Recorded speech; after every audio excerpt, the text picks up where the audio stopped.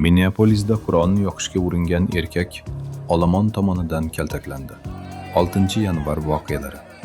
Amerika Qo'shma Shtatlarida zo'ravonlik bilan kechgan siyosiy isyon ishtirokchisi bo'lgan va keyinchalik afv etilgan konservativ faol Jake Lang 18 yanvar kuni Minneapolis City Hall oldida islomga, somaliliklarga qarshi hamda ICE'ni qo'llab-quvvatlovchi aksiya tashkil etishga uringan. Mahalliy ommaviy axborot vositalari xabarlariga ko'ra, Lang Qur'onni ochiqchasiga yoqmoqchi bo'lgan. Biroq bu yuzlab namoyishchilarning keskin noroziligiga sabab bo'ldi va olomon uni urib haydadi. Olomon bosimi ostida vaziyat keskinlashgan.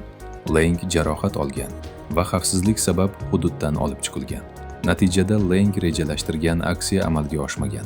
Hodisa yuzasidan rasmiy idoralar holatni o'rganmoqda.